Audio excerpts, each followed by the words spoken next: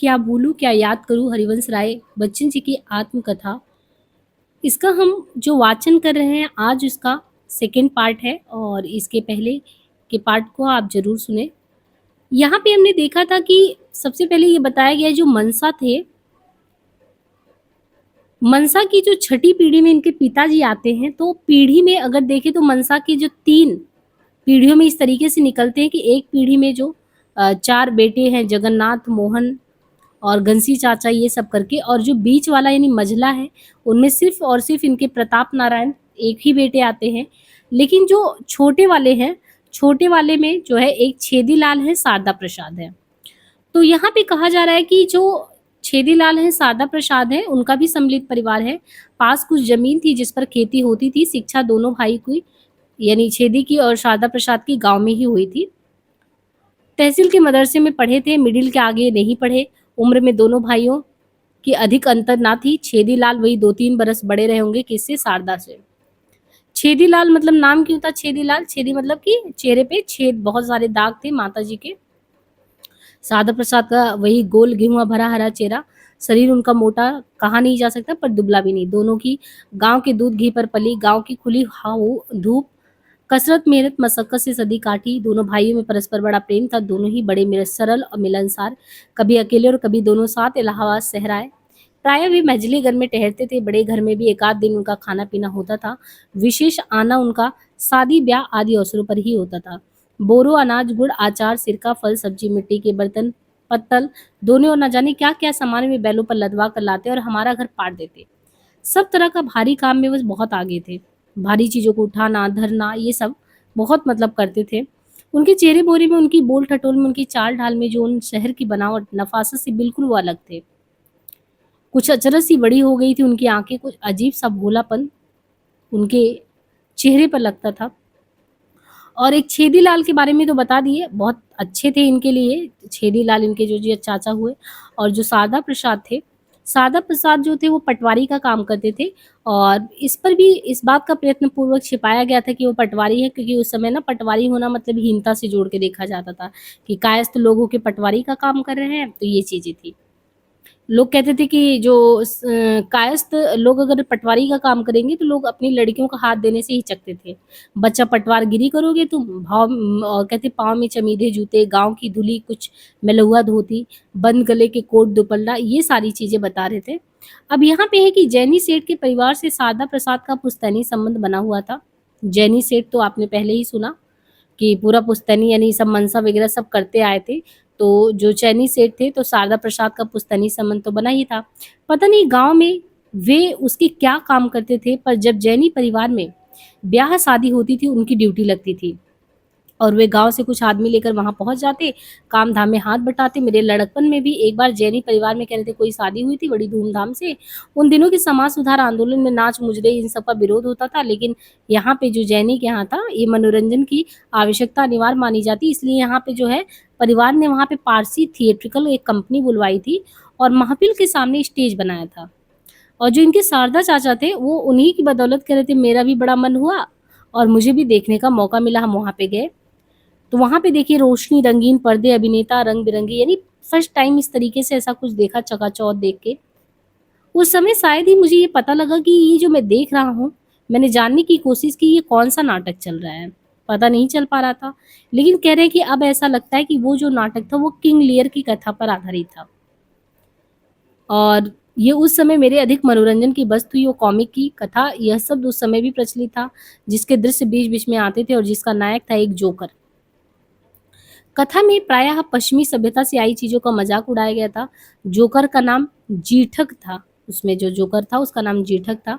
वो रंगमंच पर आता था तो महफिल भर में हंसी के फौहारे छूटने लगते। शारदा चाचा हर साल दशहरे पर शहर का रामदल और रात की रोशनी देखने भी आते थे। मुझे याद है कि वो मुझे कंधे पर बिठलाकर भीड़ को कैसे चीरते हुए एक सिरे से दूसरे सिरे तक जाते। मेरे छोटे भाई को मेरे पिताजी संभालते थे। लेखक कहना कि मेरे छोटे भाई को, जो इनका भाई था छोटा यानी शालिग्राम जो था, उसको वो संभालते थे। और जो इनके चाचा थे शारदा प्रसाद, तो इनको जो है शारदा चाचा हर साल, ये क्वेश्चन पूछा जा सकता है कि शारदा चाचा हैं या छेदी, कौन है जो हर साल दशहरे पर शहर का रामदल और रात की रोशनी देखने भी आता था और इनको कंधे पे बिठा के ले जाते थे, तो शारदा चाचा थे। तो आपको इनके शारदा चाचा का नाम ध्यान रखना है और शारदा चाचा के अलावा छेदीलाल, ये 2 लोग और थे। अब कह रहे थे कि मेरे छोटे भाई को मेरे पिताजी ले जाते। शारदा प्रसाद के भी 3 लड़के थे। जो शारदा प्रसाद थे, इनके भी 3 लड़के थे। एक लड़के का नाम था जगत नारायण, दूसरे का नाम था रामचंद्र और तीसरे का नाम था काशी प्रसाद। अब जगत नारायण जब गाँव की पढ़ाई खत्म कर शहर में आया तो मेरे ही घर पे यानी इनके यहाँ पे ही रहते थे, इनके चाचे के लड़के। हाई स्कूल से आगे वो गए नहीं, आजकल वो प्रयाग नगर पालिका में काम करते हैं। मैंने सुना है कि उन्होंने प्रयाग में ही जमुना के किनारे कहीं अपना मकान बना भी लिया है। और रामचंद्र जो थे वो शहर में आ गए थे और जो काशी प्रसाद थे वो तो गाँव में ही रहकर खेती करते थे। जब शारदा प्रसाद इनकी जो चाचा थे इनकी मृत्यु हो गई तो शारदा प्रसाद घर बैठुआ आदमी थे। उनका प्रायः सारा काम जो होता था वो जीवन अपने गाँव में ही बीता था। वो गाँव से यदा-कदा ही चलकर वे इलाहाबाद शहर वगैरह में जाते थे, फिर गाँव को लौट आते क्योंकि उनको बहुत ही गाँव अपना अच्छा लगता। शहर आने के लिए गाँव से चलकर गंगा घाट पर आना होता था, वहाँ से नीवा घाट के लिए नावें मिलती थी, नीवा घाट से शहर के लिए सड़क थी, इक्के ताँगे वहाँ मिल सकते थे। पर शारदा प्रसाद पैदल ही घर आते थे, उनके धूल से भरे चमोदे उसकी गवाही देते।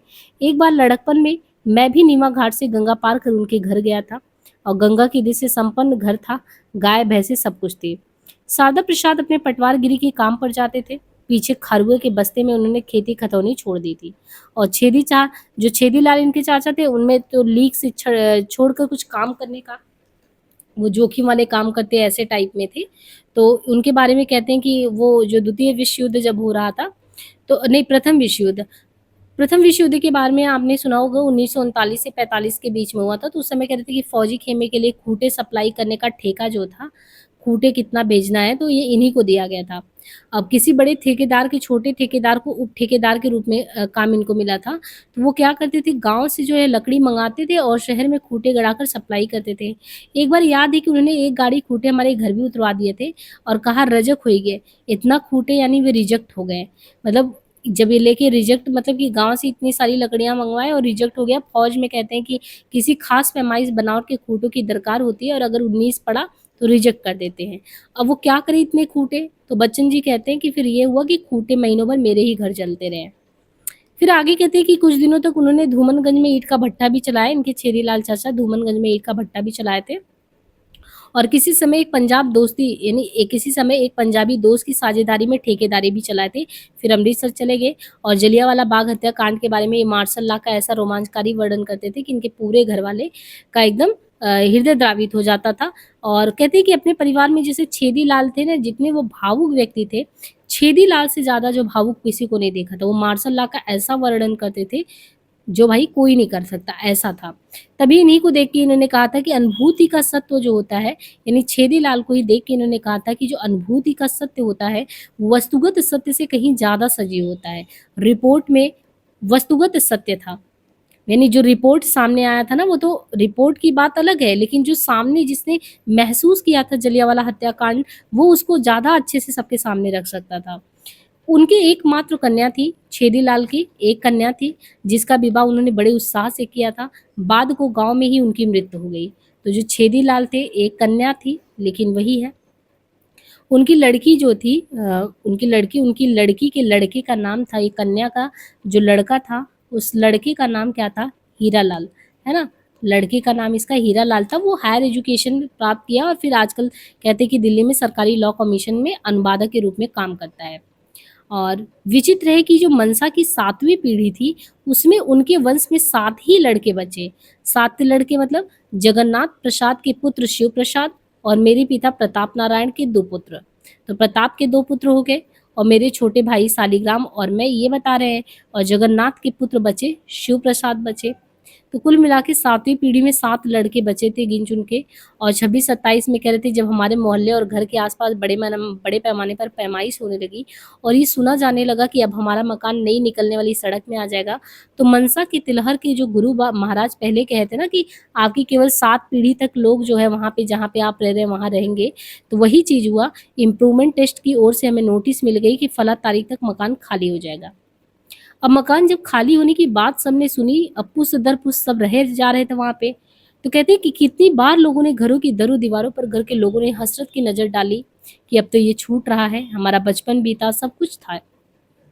बड़े घर वालों ने आंगन की थोड़ी सी मिट्टी को खोदा और एक बर्तन में रख ली कि हम लोगों ने अपने आंगन से खोद के, मतलब होता नहीं कि ये इतने दिन से जुड़ा हो जाता है। फिर वो कहते हैं कि हमारे मक्कन मकान जो था उसके दक्षिण पश्चिम के कोने पर देवी का, यानी मकान जो था उसके कौन से कोने पे, दक्षिण पश्चिम के कोने पर देवी मंदिर था और उत्तर पूर्व के कोने पर शिवाला था। उन्हें नहीं छुआ गया, वे दोनों ही सड़क के आर पार रहे और सड़क पूर्व पश्चिम बनी, पर इसी जगह से उत्तर दक्षिण गलियों के जाने से चौरास्ता बन गया और बीचों बीच चौतरफी बत्तियों का बिजली खंभा। मेरे पिताजी कहते हैं कि वो कहते हैं कि ना, बच्चन जी की प्रताप नारायण मिश्र के पिता जो थे वो कहते हैं कि खंभा एग्जैक्ट उसी जगह पर है जहां पर हमारी बैठकें होती थी, तो हमारे पढ़ने लिखने का कमरा होता था। तो कह रहे थे कि एक दिन न जाने कि इस भावुकता में डूबे हुए शायद कवि रूप में मेरी यत किंचित ख्याति से अभिभूत होकर उन्होंने कहा था कि जिस जगह रातों लैम्प के सामने बैठकर तुमने विद्या अर्जित की थी, यानी वो बच्चन को कहते हैं प्रताप, कि जिस जगह रातों लैम्प के सामने बैठकर तुमने विद्या अर्जित की थी, स्वाध्याय किया था, वहां किसी रात का अंधकार नहीं रहता। चार बत्तियां हर निशा में जलती है और सदा जलती रहेगी तुम्हारी साधना की साक्षी के रूप में, और तुम्हारा सुयश चारों ओर फैलेगा। इससे पूर्व की कहते कि वह अपनी बातें पूरी करते मैंने उनके मुंह पर अपना हाथ रख दिया था। जीरो रोड से आते जाते अक्सर मेरी दृष्टि उसी देवी मंदिर और शिवालय पर पड़ती है और वो बिजली के खंभे पर भी, और वहाँ मैं थोड़ी देर को ठहर जाता हूँ और मेरे बचपन से मेरे यौवन तक का सारा इतिहास मेरी आंखों के सामने से गुजर जाता है। जैसे सड़क पर जाती हुई कोई तेज मोटर, जैसे किसी लंबी तस्वीर की पूरी रील 2-4 मिनटों में वो पर्दे से गुजर जाती, बिल्कुल वैसे ही होता है, क्योंकि बहुत सारे जीवन के जो अनुभव थे वहाँ पे इन्होंने बिताया था। और इसी तरीके से वो कहते हैं ना कि जिए हुए को अधिक व्यापकता से, अधिक गंभीरता से, अधिक सघनता से, अर्थात कला में सृजन में जीकर इन रूप रंगों, ध्वनियों, घटनाओं, भावनाओं में से कुछ को पकड़ा जा सकता है।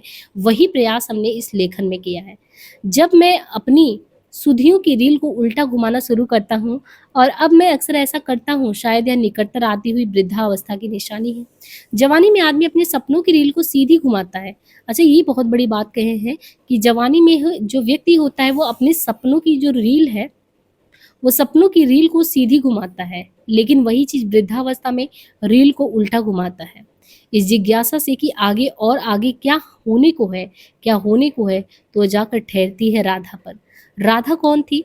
राधा, इनके बारे में बात करें तो जो इनके यानी बच्चन के जो पिता थे प्रताप, और प्रताप नारायण के पिता का नाम क्या था? भोला, और भोला के पिता का नाम क्या था? मिट्ठू, और मिट्ठू की बहन थी राधा। यानी इनके दादा के दादा, तो इनके परदादा जो थे, परदादा की बहन थी राधा। राधा की जो शादी हुई थी, है ना, तो कहते हैं कि राधा का नाम सुनते ही हमारे मन की आंखों के सामने दो तरह की तस्वीर आती है।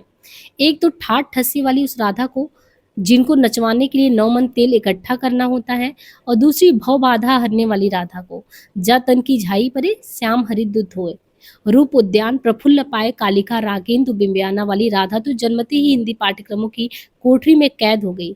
मैंने बीए में उस राधा का अध्ययन किया था अंग्रेजी के माध्यम से। मैं जिस राधा की आज चर्चा करने जा रहा हूँ, वे तीनों से निराली राधा थी। असंभव कल्पना और कविता की राधा से भिन्न हाड़ मांस की वो राधा। वे थी मेरे पिता के पिता के पिता की पिता की पुत्री, यानी परदादा। मेरे जन्म के समय 20 कम, यानी कह रहे थे जब मेरे पिता ने प्रताप नारायण जन्मे थे तो 20 कम 100 वर्ष की थी, यानी इनके पिता जब थे लगभग 80 वर्ष की वो हो चुकी थी। और बूढ़ों की बुआ, अंधेड़ों की बुआ, दादी, बच्चों की बुआ, परदादी, सन से बालों वाली, झुरी बाल गालों वाली। बहुत कोशिश करने पर भी याद नहीं पड़ता कि मैंने किसी को उनका नाम लेकर उनके बारे में कहते या उन्हें संबोधित करते सुना हो। बड़ों का नाम लेना उस समय बड़ी बदतमीजी होती थी, और उनकी चारों ओर सभी उनसे छोटे थे, पर नाम उनका जगजाहिर था। कारण यह था कि अपनी वृद्धावस्था में भी पहुंचकर राधा ने तृतीय पुरुष में बोलना आरंभ कर दिया था। कहना तो चाहिए तृतीय स्त्री में। हमारी सभ्यता पुरुष प्रधान है, इसे कोई व्याकरण से सिद्ध करना चाहे तो एक सबूत यहाँ है कि वे कहती, राधा से कौनों के घर की छिपी नाय है, ये बात राधा के मन के नायब है, आदि आदि। ये तो मुझे उस समय की क्या होगी पर कुछ उन्हीं, यानी कि याद तो मुझे उस समय की क्या होगी पर कुछ उन्हीं के बताने, कुछ औरों से सुनने के आधार पे मैं ये कल्पना कर पा रहा हूँ कि जन्म के बाद मैं सौरी में खाट पर चित लेटा पड़ा था, यानी जब बच्चे होते हैं तब। और कहते हैं कि हूँ जगत पर विस्मित चितवन डालता, और वयो वृद्धा राधा अपने पिता से 5वीं पीढ़ी के पहले पूत का मुँह देखने के लिए 54 बार सोने की प्रतीकात्मक सीढ़ी पर अंगूठा रखकर मेरे ऊपर झुकी हुई हैं। उन्होंने मुझे आँख गड़ाकर देखा है और गदगद कंठ से उद्घोषित किया है, बेटवा तो साफे अपने आजा पर पूरा जिए अमर होए गया है। और फिर उन्होंने अपना जोड़ा-बटोरा सारा रुपया-पैसा मेरे ऊपर वार कर बाँट दिया। उस दिन की स्मृति भले ही ना हो, पर आत्मचेतना के पहले दिन की तो है ही।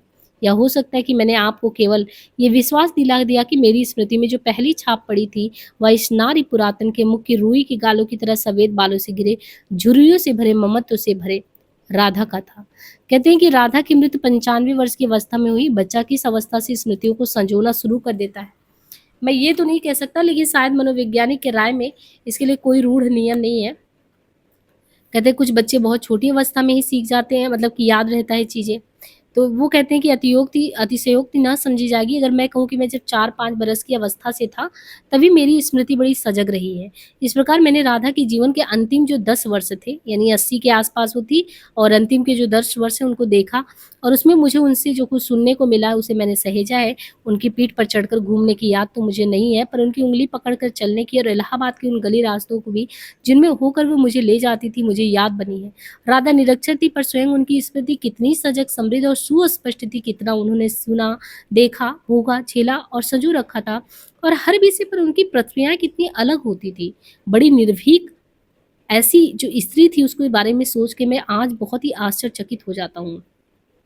कहते कि राधा, मतलब वो बता रहे हैं कि राधा अपनी जवानी में वो साधारण स्त्रियों से जैसी नहीं थी, वो कद में लंबी लगती, बहुत ही ज़्यादा मतलब सुंदर थी। मतलब वो कहते कि वृद्धावस्था में जब वो उतनी सुंदर थी, और उनके जीवन के संघर्ष की कहानी तो उनकी लकीरें बता देती, उनकी पिलपिले वाली राधा, उनकी कसी-गठी वाली राधा कैसी रही होगी।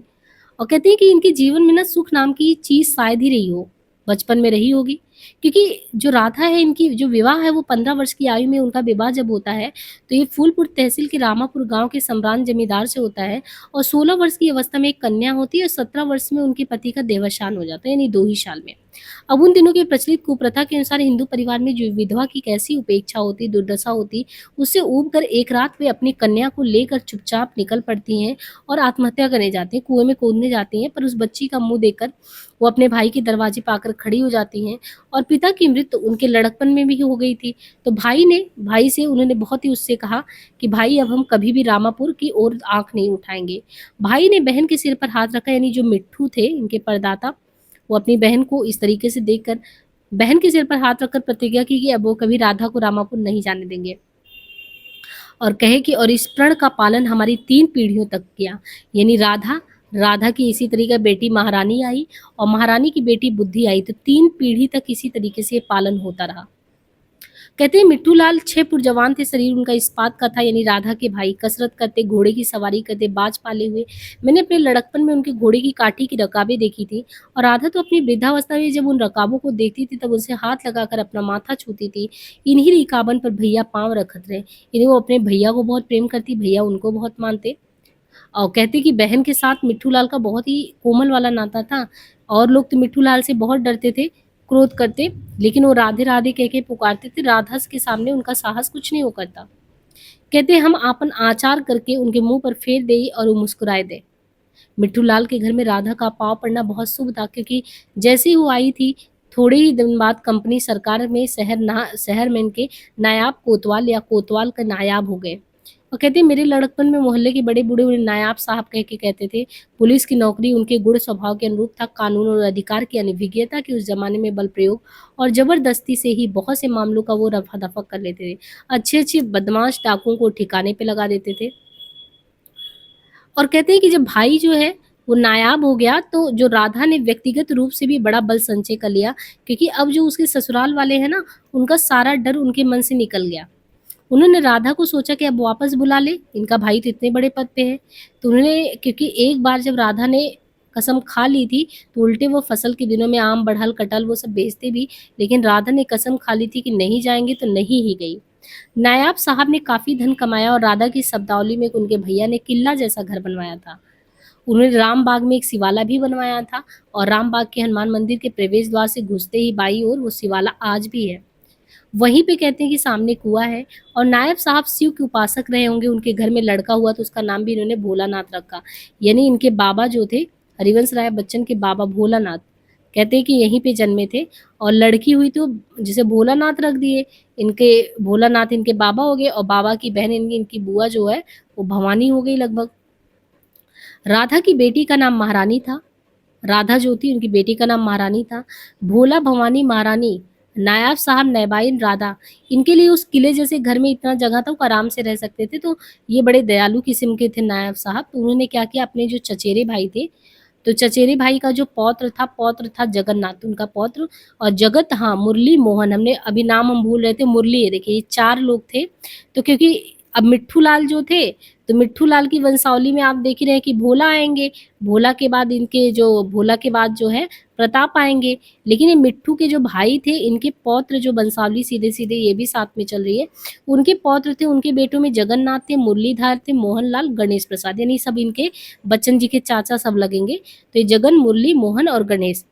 तो दूसरे चचेरे भाई इसी समय जो है जैनी सेठ के कारिंदे के रूप में जप ये चपरी जा बसे। तीसरे में उन्होंने एक ब्राह्मण को बसा दिया था और कहते हैं कि उमर खयाम की जो मधुशाला वगैरह है उस पर आगे ब्राह्मण का जो भी है बहुत असर भी पड़ा था। और जो चौथा खंड और पिछवाड़े, मतलब उनके जो चौथे खंड के बारे में बता रहे हैं कि पिछवाड़े बहुत सारी जमीन खाली भी पड़ी थी। कुल मिला के नायब साहब जो है धन जोड़ने का मोह नहीं रखते, जितना कमाए उतना उन्होंने लुटाया भी खाने-पीने में, हर एक चीज़ में। और कहते हैं कि हर वक़्त जो है उनका हाथ खुला रहता था। उन्होंने अपनी एक लड़की की शादी भी की थी, तो बड़े धूमधाम से मिर्ज़ापुर में की, और लड़की की रायबरेली के अखुड़िया गाँव में वो जाने के लिए ऊँचाहार स्टेशन पर उतरना था। फिर भवानी के पति बाद को बलरामपुर रियासत में खंचा जी हो गए। और इस तरीके से जो इन्होंने बताया कि कैसे शादी वग़ैरह बहुत अच्छे से हुआ था। कहते थे, लेकिन जो नैबाइन थी, यानी एक तरीके से जो इनकी आप कह सकते हैं ना कि प्रताप नारायण तो इनके पिता हुए, तो इनके जो है जो ना परदादा थे, तो परदादी जो थी नैबाइन, वो बड़ी कंजूस थी। वे जब तब नायब साहब को कहती खर्चीली आदतों पे रोक लगाने के लिए। ये ऐसा भी कहा जाता है ना कि उन्होंने एक बार बचा के कहीं पे असरफी गाड़ दी थी एक घड़ा, और बाद में ये कह रहे थे कि जब प्रताप नारायण मिश्र इनकी जो बहन की शादी हो रही थी, कह रहे थे मेरे पिता ने तो बड़ी खुदाई-वुदाई की कि सफलता मिल जाए, कुछ पैसा मिल जाए शादी के लिए, लेकिन कह रहे थे ऐसा कुछ मिला ही नहीं। और कहते थे कि जो इनके परदादा थे बड़े अक्खड़ स्वभाव के थे। अमृत सैया पे भी जब वो पड़े थे ना, तो लोगों ने कहा गौदान करा जाता है, गोदान? कहे नहीं, हम घोड़ा दान करेंगे। तो ऐसे थे वो।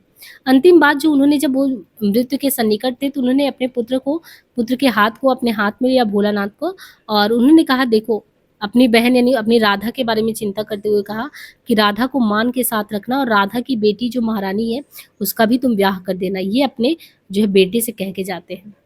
राधा अपने भैया की बात करते ना उपती, क्योंकि वो बहुत मानती थी। उसके भाई भी ने उसे इतना प्रेम दिया, उस समय इतना प्रेम दिया। राधा अपने भैया की बात करते ना उपती, न थकती। वर्णन की कला पर उसका ऐसा अधिकार था कि सुनी हुई बातों को भी उनसे फिर-फिर सुनने का मन करता। अपने चारों ओर के किसी व्यक्ति को नायब साहब जैसा ना पाने के कारण वो मुझे किसी दंत कथा के नायक सा प्रतीत होती है। उनकी कथा सुनते-सुनते मेरे बाल मन में ऐसी कल्पना जागी कि मैं भी बड़ा होकर वैसा ही मजबूत बनूँगा, वैसा ही घोड़ा दौड़ाऊँगा, वैसे ही तलवार चलाऊँगा, वैसे ही चोर बदमाशों का सामना करूँगा, वैसे ही आत्मविस्तृत और निर्भीक होकर जीऊँगा, आनंद से विचरूँगा, तो कोई आश्चर्य की बात नहीं। कहते हैं कि रक्त का कितना असर होता है कह सकना कठिन है। बहादुर की संतान कायर होती है, कबीर के वंश में कमाल उपजता है, पर बालपन में पड़े संस्कारों का असर किसी न किसी रूप में जीवन पर पड़ता ही है और प्रकट भी होता है। 6 वर्षों तक जो मैं यूनिवर्सिटी ट्रेनिंग कोर में रहा, पिछले महायुद्ध के समय हर गर्मी को छुट्टी में रेगुलर ब्रिटिश यूनिवर्सिटी से संबंध रहा, जो मैंने आधुनिक हथियारों को चलाने की शिक्षा ली। मैं कलम और बंदूक चलाता हूँ दोनों। तो ये अपने बारे में कहते हैं कि मैं कलम और बंदूक दोनों ही चलाता हूँ। उसमें मेरी प्रारंभिक स्वप्नों की कोई प्रेरणा नहीं है। उसमें मुझे संदेह नहीं, अभय अदम अपराजेय रहने के प्रति जो मेरी यत्किंचित आस्था है, चाहे फिर चुनौती किसी स्कूल सत्र से हो, चाहे किसी सूक्ष्म समस्या से हो, उसके मूल में भी उन्हीं संस्कारों में होगा, वे कभी-कभी मेरी पंक्तियों में भी उतर आते हैं। कहते हैं विवश जीविकोपार्जन को मैं, हुआ ना किस-किस पद का राही, पर मेरा वश चलता तो मैं, होता कवि के साथ सिपाही, इसलिए तस्वीर तुम्हारी वीर बसी मेरे अंतर में। या फिर अधिक स्पष्टता से इन पंक्तियों में कहते हैं कि चाहता था मैं उन्हीं नर नाहरों की भांति जीवन को बिताना, प्रीति करना, गीत गाना, मस्त रहना, शत्रु को नीचा दिखाना, उस वजह को जिंदगी का भेद कोई खो चुका वरना नहीं मैं, विश्व को चिंतित बनाता विश्व चिंता का कि कोई जो डेरा हुआ, किंतु यदि संस्कार मुझको छेड़ता, घेरता सिरदर्द बनता, तो बिना संदेह मेरा काम पहला है अगर मैं मर्द बनता, सामना उसका करूँ मैं और घुटनों के तले उसको दबाऊँ, सब जगह असमर्थ हूँ मैं, इस वजह से तो नहीं तेरा हुआ हूँ। रागनी मत छेड़ मुझको, आज मैं संसार से छेड़ा हुआ हूँ। तो कहते हैं कि मेरा ऐसा अनुमान है कि मेरे परबाबा के दुर्दर्श, दुर्दम्य और आक्रांतकारी व्यक्तित्व के नीचे जो इनके बाबा थे, इनके बाबा यानी भोलानाथ, कहते थे कि मेरे दादा ही इतने, परदादा ही इतने तगड़े थे। इनके परदादा का मतलब क्या है?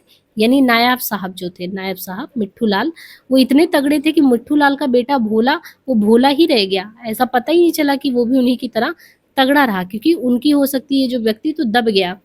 क्योंकि बाबा कहते कि शरीर से तो पुष्ट थे, पर कद से मझोले थे, और घर पे ही मौलवी रखकर उनको अरबी फारसी ये सब उर्दू वगैरह सिखाया गया। बाबा को लिखने का काफी अभ्यास कराया गया। बात शायद ये भी थी कि उन दिनों छपी पुस्तकों का अधिक प्रचलन था नहीं। लोग प्राय जो पुस्तक पढ़ना चाहते थे उसे दूसरों की हस्तलिखित पुस्तकों से नकल कर लेते थे। तो कह रहे थे कि बाबा के हाथ की लिखी हुई कुछ पुस्तक मेरे भी लड़कपन पे हाथ में लगी थी। एक तो लगा था खालिक बारी, और जब मैंने खालिक बारी को पढ़ना शुरू किया तब बहुत संभाल कर रखा था मैंने। और उसकी पंक्तियां हैं, खालिक बारी सृजनहारा वाहिद एक बदा करतारा रसूल पैगंबर जान बसीर। और आगे की पंक्ति है, यार दोस्त बोले जा ईट मगर किसी ने मजाक उड़ाने के लिए एक दूसरी ही पंक्ति जोड़ दी, कुत्ता ले गया टांग घसीट। और कहते हैं कि एक प्रकार का जो उस दोहरा कर भी हम अक्सर अपना विनोद भी हँसी भी करते थे। और खालिक बारी अमीर खुसरो की रचना है। ये एक प्रकार का द्विभाषी कोश है, हिंदी फारसी का ज्ञान कराने के लिए। इसका व्यापक प्रचार किसी समय किया गया हो, ये कथन भी प्रसिद्ध है। एक लख ऊँट सवा लख गाड़ी, तेही पर लादी खालिक बारी। कहते हैं कि बाबा के वस्ते जो है, बाबा जो थे, बाबा के वस्ते की हस्तलिखित पुस्तकों में उर्दू अक्षरों में लिखा रामचरितमानस का सुंदर कांड भी था। किसी से हिंदी बुलवा कर उन्होंने लिखा होगा। मुझे लड़कपन में भी इस पर आश्चर्य होता था कि बाबा को रामायण ही पढ़ना था तो उन्होंने नागरी की 12 खड़ी क्यों नहीं सीख ली। मेरे ननिहाल में तो मेरे नाना का एक पूरा रामचरितमानस ही था जो उर्दू अक्षरों में लिखा था, और वह उन्हें बाबा पर बाबा से मिला था। उन्हें शायद किसी मुसलमान कातिब ने लिखा था, क्योंकि अंत में उसने नकल करने की तारीख हिजरी संपत में दे दी। ये भी संभव कि उस समय हिजरी संपत प्रचलित होने से वही दे दिया। अब वह पुस्तक कहते हैं कि मेरे पास है और उस पे 1176 ये हिजरी पड़ा हुआ है। फिलहाल कहते हैं कि आगे हम देखें तो भोलानाथ को अखाड़े कुश्ती का भी बहुत शौक कराया गया, यानी इनके बाबा को, कि तुम अखाड़े कुश्ती इन सब में भी जाओ। और कहें कि मेरे लड़कपन में नागपंचमी के दिन एक बूढ़े पहलवान आते थे, कहते थे कि हमने तुम्हारे बाबा को जोर कराया था। उन्हें उस दिन खाना खिलाया जाता और एक लंगोट, एक तहमद और 4 आना पैसा दे दिया जाता। अपनी बुढ़ाई में भी वे हम लड़कों को 4-6 दांव और उनके काट बता जाते, जैसे जनेवा, दोपटा, मच्छी गोता, हिरन फुश। बाबा ने लाठी और तलवार चलाना अभी सीखा था, फिर नियम पूर्वक वे उनका अभ्यास नहीं करते थे। उनका मन ज़्यादा लिखने पढ़ने की ओर रहता था। यानी इनके पापा ने भोला बाबा जो थे इनके भोलानाथ, तो उनको ये सब ना लाठी तलवार, इनके भोला के पिता नायक जो थे मिट्ठू लाल, उनकी तरह नहीं थे वो। ये बड़े ही नियम पूर्वक ये सब नहीं कर पाती, बल्कि इनका पढ़ने-मढ़ने में ज़्यादा मन लगता। तो भीतर से कह रहे थे कि अपने पिता की तरह वो बड़े कठोर, अक्कड़बाज़ ये सब नहीं थे। वो लड़ाई मोल लेना ही नहीं चाहते थे किसी से, पर कोई उन्हें चुनौती दे दे तो पीछे नहीं हटते थे। फ़ारसी शायरी की कृतियों ने उन्हें भीतर से अधिक परिष्कृत, सुसंस्कृत और संयमित कर दिया था। अगर नायाब साहब अकारण क्रोधी थे तो बाबा कारण उपस्थित होने पर भी क्रोध नहीं करते थे, मतलब वो बहुत ही संयमी थे।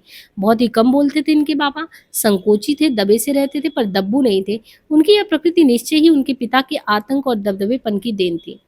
नायब साहब मकान तो किले जैसा छोड़ गए थे, पर नगद के नाम पर उन्होंने कुछ भी नहीं छोड़ा। 4 आदमियों के खाने पहनने के लिए जो जुगाड़ करनी थी सो तो करनी ही थी। उनकी सबसे बड़ी चिंता थी महारानी का विवाह कैसे होगा। अब इनके जो पिता थे भोला बेचारे, अब भोला महारानी की शादी कैसे करे, क्योंकि वो तो इनके पिता जो थे, क्या नाम है, मिट्ठू लाल हैं, जिनकी बड़ाई राधा करती है। तो इनके भाई जो थे वो किला जैसा घर तो बनवा गए थे और दान दक्षिणा करके सब उड़ा गए थे। अब ये कहते हैं बच्चन जी, हमारे जो बाबा थे वो बड़े परेशान हुए, क्योंकि बाबा को जो उनकी बहन है, मतलब कि राधा है, राधा की बेटी महारानी का विवाह करना था, पैसे कुछ भी थे नहीं। कह रहे थे कि इसी समय गदर की सुगबुग भी होने लगी। गदर कोई आकस्मिक घटना ना थी। राधा बताती, साल 2 साल पहले से ज्योतिषी, नजमी, साधु फकीर कहते फिरते थे कि कंपनी सरकार का राज्य जाएगा और नवाबी फिर से आएगी। लोग अपने दर दीवार दुरुस्त करें, तलवार कटार पर धार दें, तालाबों में कमल निकलने और हाथों हाथ रोटी आने का इंतजार करें। मतलब आपने देखा ना, रोटी और कमल को 1857 की क्रांति का प्रतीक बनाया गया था। वही चीज़ कह रहे थे कि अब कुछ ऐसे होने वाला, गदर होने वाला है अंग्रेजों से। अब एक चिंता तो वो थी। कह रहे थे कि जो बुआ थी और भतीजे, तो बुआ और भतीजे ने सलाह की कि एक काम करते हैं, मकान का जो पिछला खंड है वो बनियों को बेच देते हैं। इससे महारानी की शादी हो जाएगी, रुपए मिल जाएँगे। शादी के बहाने मकान की मरम्मत भी हो जाएगी। मकान के आगे एक ऊँची दीवार खिंचा ली जाएगी और जब गुदर होगा तो रास्ता बाज़ार बंद होने की हालत में बनिए से हम लोग रसद ले लेके महीने घर के अंदर ही बैठे रहना संभव हो पाएगा। राधा बताती है महारानी की विवाह के उपलक्ष्य में रात-रात भर ढोलक पर गीत नार होता और उसी के बीच नई दीवार के अहाते में मोहल्ले के मर्द सपासप तलवार भाजने का अभ्यास भी करते। महारानी की विवाह की शायद जिस दिन पहुंची उस दिन गुदर की गड़बड़ी अपने चरम सीमा पे, यानी जिस दिन महारानी का शादी होने वाला था, सत्तावन की क्रांति अपने चरम पर था। इसमें भी कहते कि महादेव बाबा की बड़ी कृपा रही, भोलानाथ सब खर्चों से बच गए। केवल आग के चारों तरफ 7 फेरे देकर ही लड़की को विदा करना पड़ा, क्योंकि बारात केवल बाप बेटे ब्राह्मण वाली पास के ही किसी मोहल्ले से आई थी। गदर में मर्द तो मार काट करने के लिए निकल गए, पर औरतें बड़े बड़े घरों में इकट्ठी हो गई और भोलानाथ के किले से घर में मोहल्ले की 40-50 औरतों ने आकर बस सरण ली। बनिया के आंगन की ओर कोठे की दीवार में एक खिड़की खोद ली गई, उसी से रस्सी लटका कर रसद ले लिया जाता। प्रायः सत्तू खाया जाता, दाना चबाया जाता, घर से धुआं ना निकले कि अंदर किसी के रहने का शक हो तो बाहर ताला पड़ा रहता, भीतर औरतें बच्चे सन्न मारे पड़े रहते। इलाहाबाद में अंग्रेजों का जवाबी हमला बड़ी जल्दी शुरू हो गया था। जब ये खबर मिली कि अंग्रेज सिपाही की टोलियां आ रही हैं, तो मर्दों की जान सी मारती, औरतों की बेइज्जती करती, घर में आग लगाती, तो मर्द अपने घर परिवारों के बचाव के लिए लौट पड़ते। लोगों के सामूहिक मोर्चे टूट गए। अंग्रेजों ने जनता में दहशत फैलाने के लिए दूर मार छोटी तोप से गोला बरसाना शुरू किया। नतीजा ये हुआ कि आमने सामने की लड़ाई का साहस लोगों का हो गया खत्म। उस दिन भोलानाथ की जो प्रतिक्रिया हुई थी वह देश भर में सब जगह हो रही थी। छिप कर वार फिरंगी करता कौन करे नामर्द लड़ाई। उस दिन तलवार की लड़ाई खत्म हो गई और एक गोला जो इनके भोलानाथ इनके भाई थे उनके पांव पर भी आके गिर गया। इसका जिक्र मैंने अपनी एक कविता में भी किया है कि मैं उनका पौत्र पड़ा था जिनका पांव गदर का गोला, यानी जिनके पांव पे यानी पैर पे गदर का गोला पड़ा था। हमारे मोहल्ले चक से कुछ फलांग पर चौक में सरे बाजार हिंदुस्तानियों को पकड़ पकड़ कर नीम के पेड़ के फांसी पे लटकाए जा रहे थे। राधा की शब्दावली में पेड़ से लटकते हुए आदमी ऐसे लग रहे थे जैसे कटहल के पेड़ पे फल।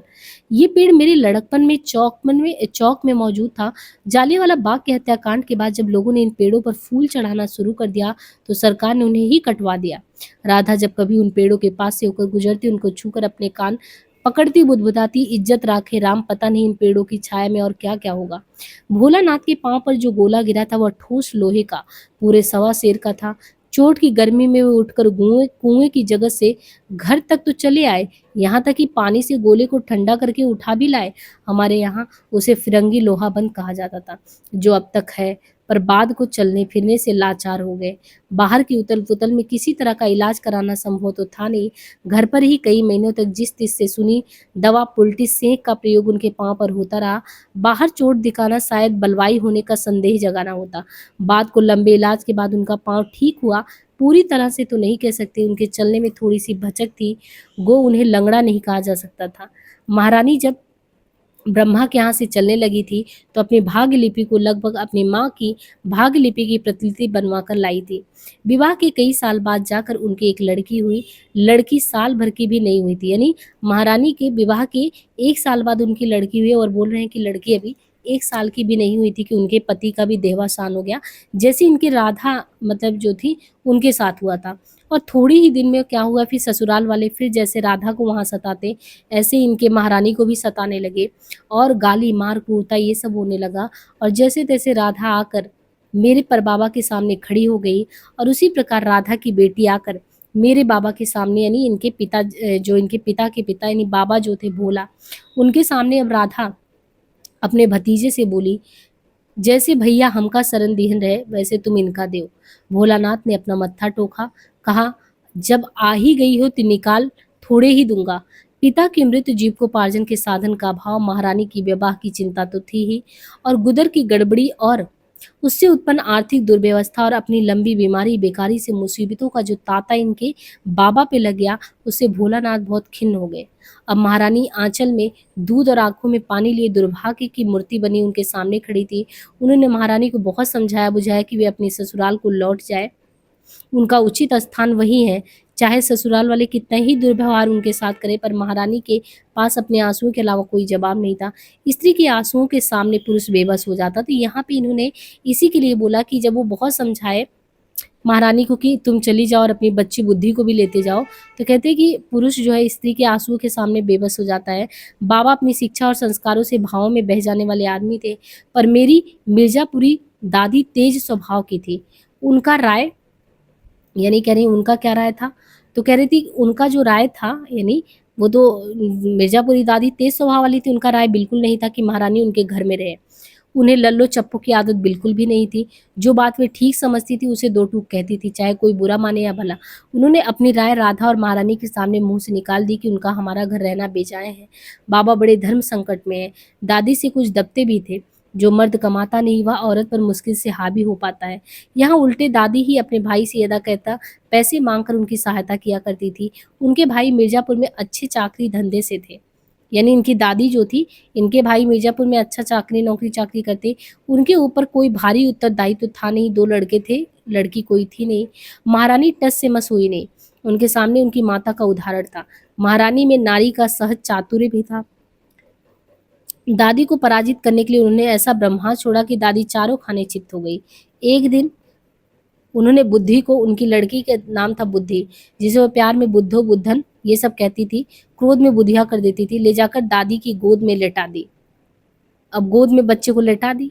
शादी के 10-12 बरस बाद भी दादी को यह सौभाग्य नहीं मिला था कि उनकी गोद में कोई बच्चा खेले।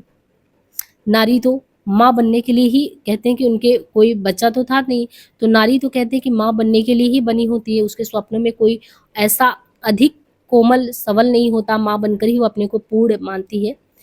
अब नहीं बन सकी तो इस अभाव के लिए वह अपने को धिक्कारती रहती। इस अभाव की पूर्ति के लिए वह भगवान को शिशु रूप में पूजने से लेकर कुत्ते बिल्ली तक बेटे बेटी को प्यार करती। नागर जी की ताई की याद आ गई और इस प्रकार अपनी मातृत्व की आकांक्षा को संतुष्ट करती हैं, बहलाती या शायद झुठलाती भी है। जीवन की मूलभूत मांगों के सामने जो स्वाभाविक रूप से नहीं झुकता, उसे अस्वाभाविक रूप से झुकना ही पड़ता है। गणेश प्रसाद से पेड़ पौधे, महादेवी जी से खरगोश कुत्ते और पंत जी से बिल्ली बिल्ले वात्सल वसूल करते हैं।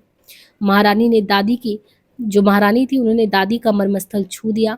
उसके बाद से दादी के मुख से नहीं निकला कि महारानी अपने ससुराल जाए। व्यवहारिक रूप से तो जो महारानी थी उनकी विजय हो गई थी, पर वह भीतर ही भीतर जानती थी कि इस घर में उनका स्वागत नहीं किया गया, उनको सहन किया गया है। इसका मार्क उनको जीवन भर रहा। बाबा ने ये समझा था कि जब परिवार का इतिहास उनकी पीढ़ी में दोहराया जा रहा है, तो यह संभव कि जैसे राधा के घर में पाँव रखते ही उनके पिता की नौकरी लग गई थी और घर धन धान्य से भर गया था, वैसे ही हो सकता है महारानी के आने पर भी कुछ ऐसा हो। भोलानाथ भोले स्वभाव के थे, कुछ विलम्ब से जरूर, पर हुआ कुछ वैसा ही। दिन पर दिन, मास पर मास करिश्मे की प्रतीक्षा में बीतने लगे। 4 प्राणियों का 5 कहना चाहिए। बच्चे का खर्च कम नहीं होता, भरण पोषण करना और आमदनी जीरो। कभी भवानी के पति, यानी भोला की जो बहन थी भवानी, तो कभी भवानी के पति जो अब बलरामपुर रियासत से अच्छे पैसे खींच रहे थे अपने साले के लिए, और कभी दादी के भाई जो मिर्जापुर से अपनी बहनोई के लिए रुपया भेजा करते गल्ला, कभी कभी चपरी के छोटे घर से आ जाता। जब इन स्रोतों से भी कोई सहायता न मिलती और पारिवारिक आवश्यकताएं मजबूर करती, तो उस किले से घर का कोई हिस्सा भेज दिया जाता, और एक हिस्सा बिहारी सोनार के बाप ने लिया। किसने लिया? बिहारी सोनार के बाप ने लिया। बिहारी सोनार को मैंने देखा था, एक हिस्सा मुंशी आफताब राय ने लिया। मेरे पिता और चाचा लोग उन्हें किबला और कभी किबला आलम कहते। उनसे कुछ समय उर्दू पढ़ने का सौभाग्य मुझे मिला था। एक महंगिनिया काछिन ने लिया। जवानी में बड़ी सुंदर थी। एक कायस महोदय उसे बैठाले को क्या था। अंधेड़ हुई तो उन्होंने छोड़ दिया। जब उसे देखने की मेरी स्मृति, तब वो लट चुकी थी। एक लाला श्याम सुंदर दास ने ले लिया। गली के पार उनका अपना बड़ा मकान था, फिर भी उन्होंने इस मकान का एक हिस्सा ले लिया। एक पक्का मकान बाद को उन्होंने हमारे घर के सामने बनवाया। अपनी